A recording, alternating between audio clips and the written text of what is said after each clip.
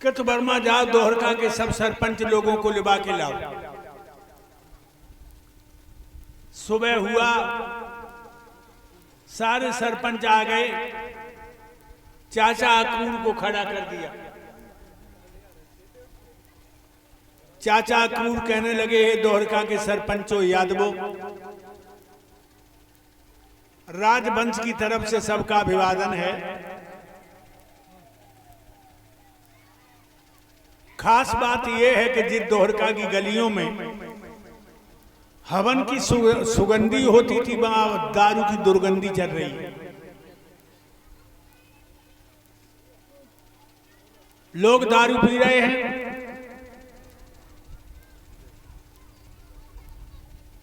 कुछ पता लगा है कि कछुआ हीरा अपने घर में दारू बना भी रहे हैं। चाचा अक्रूर कहने लगे, न दोहरका में दारू चलेगी, न बनेगी, न कोई किसी को पिलाएगा और न पिएगा।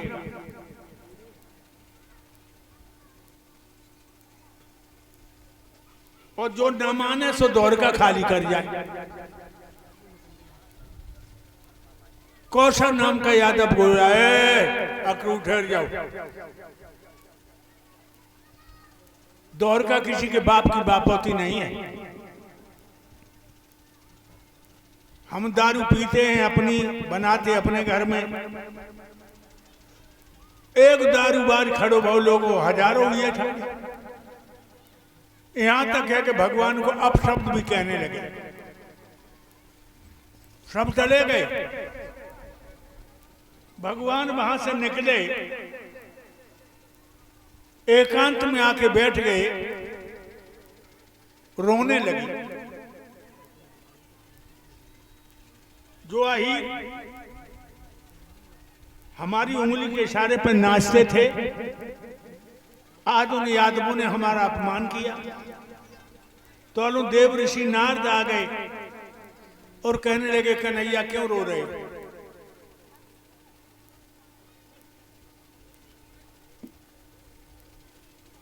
कहने लगे, हे देव ऋषि, आज यादवों ने हमारा अपमान किया। नारद जी कहने लगे, तुम गंधारण को श्राप भूल गए? गंधार ने तुम्हें श्राप दिया था कि तूने हमारे वंश को लड़ाई के मरवा डालो, तेरे यादव वंश भी आपस में लड़के मरेगा। तुम्हें जो गाली दी है हीरो ने, ऋषि मुनि योगी बतलाते, घड़ी ना सकी आती,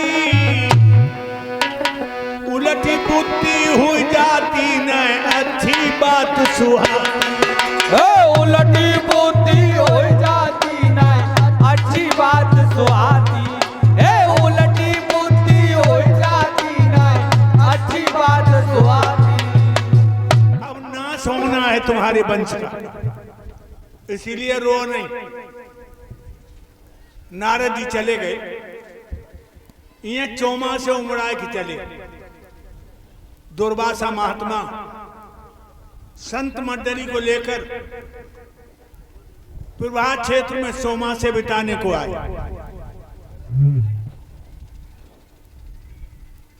अपनी अपनी बड़ कुटियां बना के भजन करने लगे। जे अहीर दारू पी के वहीं से निकलने लगे। एक अहीर बोलो, भैया ये महात्मा रोज चकमा देते है, जाके सामने आ सो आंखें बंद कर लेते। दूसरों कांधों को घर की थैलियां खा लिए, पेट भरे कपड़ा रंगले तरकीब निकालिए। तीसरा अहीर बोला, इनकी परीक्षा ले लो, ये असली हैं, नकली हैं, फसली हैं कि कतली। साम नाम के यादव को लहंगा पहना और चुनरिया उड़ाई और पेट से कड़ाई बांधी, छोटी बारी कड़ाई, पेट लंबो लगन लगो, घूंघट मार दो। महात्मा से मजाक करने लगे, बाबा जी जब लड़की के पेट में बच्चा है 14 महीना हुई है, न पीर हो न फड़के न पैदा हो, बोलो क्या होगा? दुर्वासा ने कहा मूर्खो, जाओ न लड़की होगा न लड़का, लोहे का मूसल पैदा हुआ तुम्हें वंश का नाश कर देगा। जो चादर हटाई मूसल निकल पड़ो। अहीरों के हाथ पैर फूल गए। अब क्या होगा? एक यादव कान लगो भावई तो आई गई, मौत तो आई है,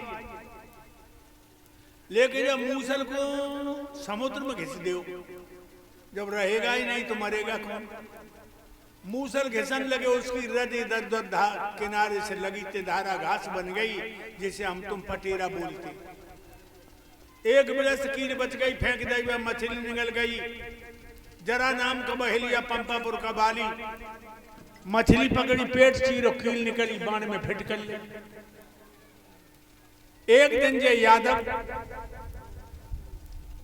भाई प्रभात क्षेत्र में जुआ खेल रहे, जुआ खेलते खेलते इनमें तू मैं भाई गाली गलौज हुआ, थप्पड़ घूसा लाते चली, फिर तलवारें भाले बंदूकें खिंच गई। अब कट कट के यादव आपस में लड़के मरन लगे। जब हथियार नहीं रहे तो वो इतनी धारा घास उखाड़े, हाथ में तलवार बन जाए, गदा बन जाए, त्रिशूल बन जाए, सारे यादव आपस में लड़के मर गए। भगवान कन्हैया ने अर्जुन रुके थे, कहा तुम इन गोपियन को लेकर चले जाओ इंद्रप्रस्थ दिल्ली के लिए। आज के 8वें दिन जब द्वारका जल में डूब जाएगी, इसकी म्याद पूरी हो गई। अर्जुन लड़कियों को लेके चले, लोग यादवों की लड़कियों को लेके चले, भील टूट पड़े। अर्जुन के गांडीव का तेज भगवान के हाथों से छिन गया था। भीलन ने गोपियां लूटी, अर्जुन का बाण काम नहीं कर सका। इधर भगवान निकले, जंगल में पीपल की घो में पैर धर के बैठ गए, फिर धीरे धीरे लेट गए पीठ के बल। जरा नाम का बहेलिया पंपापुर का बाली, उसने देखा भगवान का पदम चमक रहा है, समझा जे हिरण की आंखें धर के बाण मारा, भगवान का पदम फट गया। 125 वर्ष 3 महीना 13 दिन की उम्र थी भगवान की। भगवान गोलोक धाम को चले गए। अब कलयुग है लोगों, कलयुग में लोग सोच रहे कि अवतार नहीं होगा, होगा कलंकित अवतार होगा, वो भी संबल में। ब्राह्मण की कुंवारी लड़की के घर से भगवान पैदा होंगे। जो भगवान का सहारा लेके भजन करता रहेगा वो बच जाएंगे, जो भगवान का नाम विसार देगा जीती बारी हार जाएंगे।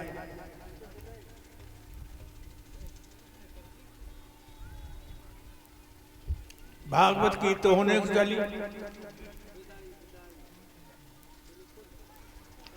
तक्षक जिंदा होकर दसने चला परिषद को। धनवंतर चले उसे जिंदा करने, दोनों की रास्ता में भेंट हो गई। धनवंतर बोले नागराज कहां जा रहे तूफान की तरह। तक्षक कहने लगा परिषद को दसने जा रहे, डॉक्टर साहब तुम कहां जा रहे? कहने लगे हम परिषद को जिंदा करने। तक्षक बोला चंदन की धोखे मिर्चें चब रहे हो बैठ जी। हमारे जहर में वो ताकत है, 3 खेत की दूरी पे बट नाम का वृक्ष खड़ा है, जल के राख हो जाएगा, धुआं उड़ जाएगा।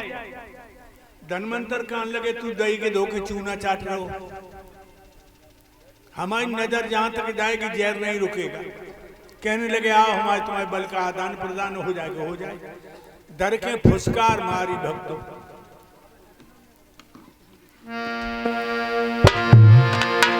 धुआं उड़ियो पेड़ ही नहीं चौथ फाका, वो खगमंडल पे हाल हुआ।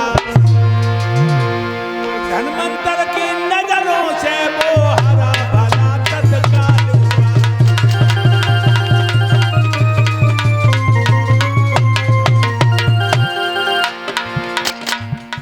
तक्षक समझ गया ये जाएंगे तो ब्रह्म श्राप के साथ साथ मेरा मान घटा देंगे। तक्षक आगे बढ़ा, जमीन में सोटा बन के लेट गया। धनवंतर ने छड़ी समझ में पकड़ के बगल में दबा लिया, पीठ में मची खुजली। बाई छड़ी से खोजाया तो क्या हुआ?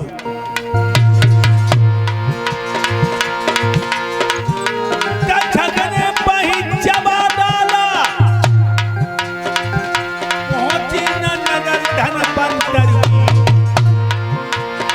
छड़ई भर में मिली खाकर धरती पर धनवंतर की।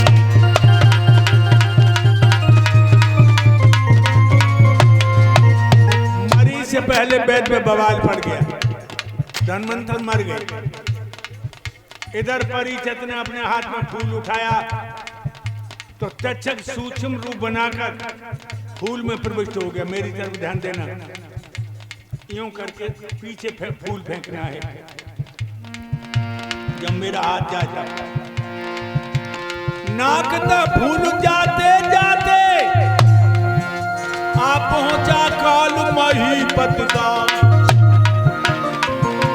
तक्षक द्वारा देहांत हुआ त्यों ही तत्काल परिषद का।